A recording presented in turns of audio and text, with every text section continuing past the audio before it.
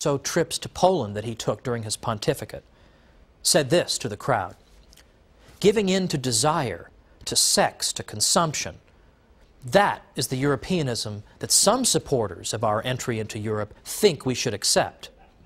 But we mustn't become part of that Europe. We," he said, "were the ones who created Europe." And with much more effort than those who claim exclusive rights to Europeanism. "What is their criterion?" the Pope said. "Freedom. But which freedom? The freedom to take the life of an unborn child? Brothers and sisters," he concluded, "I protest against this concept of Europe held by the West. And this message must be shouted loudly from this land of martyrs. Europe is waiting for redemption. The world needs a redeemed Europe."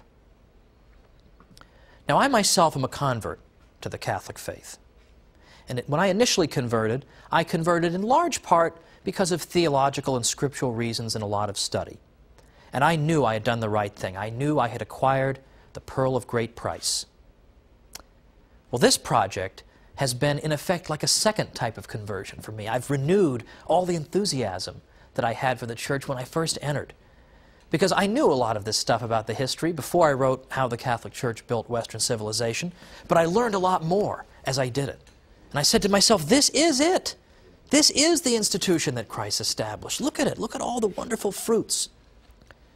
Now, how are we going to get this out there?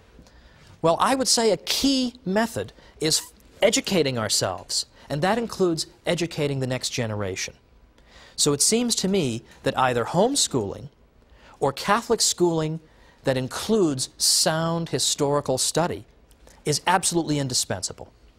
Because let's be honest, a lot of people in the world are not particularly knowledgeable about the stuff we've covered here. So it only takes 2 or 3 really well thought out sentences to knock over their whole case. So if we got our kids ready so that when they go out there and they find themselves fighting against anti-Catholic propaganda, if they're ready to meet it on its own terms, people are going to be stunned. They're not going to know what to say because nobody's got a good historical foundation.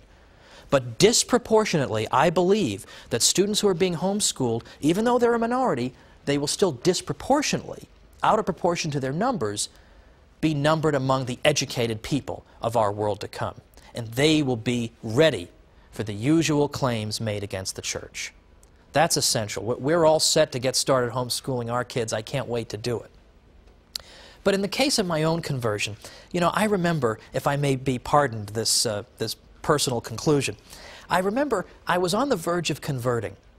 And, you know, people wanted to send me books showing me why Protestantism was false and Catholicism was true. And I appreciated that, and that was good. I did want to know those things. I did want to be able to answer the arguments of Luther.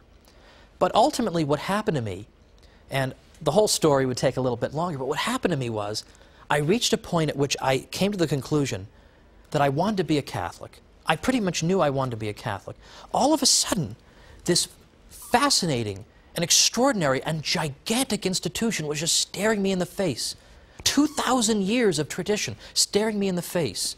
And even then, I knew some of her achievements in Western civilization as well. And frankly, I know I shouldn't put it quite this way, but I want to be honest, I just suddenly felt stupid. I just thought that all this time, I've had this institution and all its glorious benefits and all the wonderful things she's done and all her beauty staring me in the face, and I haven't immediately rushed to embrace her. Frankly, I just felt stupid. I didn't really need books showing me why I had been wrong before. I knew there'd be time enough to study all the ins and outs. I just wanted to learn the faith. Just teach me the faith. Show me what the church teaches. That's what I want. I read Father Hardin's Great Catechism. I just absorbed it, and I said, yes, this is what I've been thirsting for. And I bring this up because I have a friend who contacted me not long ago, and he's having second thoughts. He's a Protestant, and he's thinking maybe he wants to become a Catholic. And my first instinct was, let me send him all these books showing him why he's wrong to be a Protestant.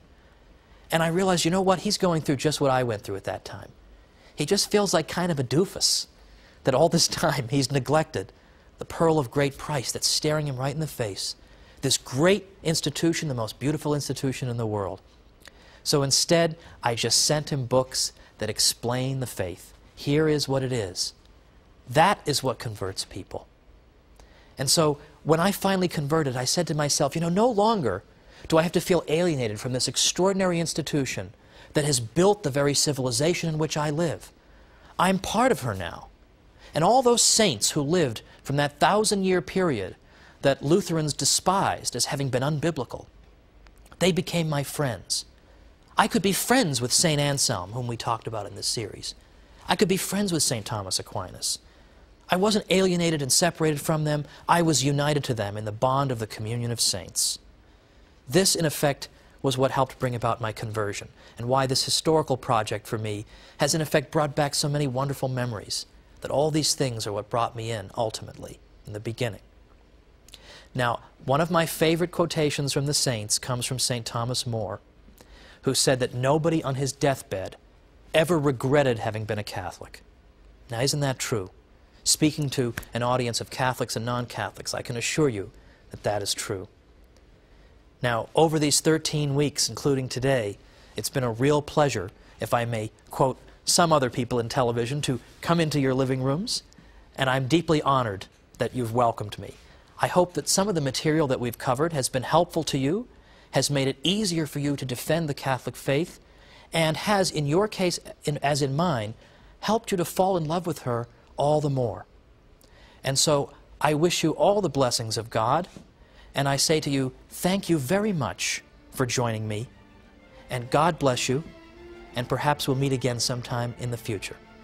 Thanks so much for being with me for the Catholic Church, Builder of Civilization. I'm Thomas Woods.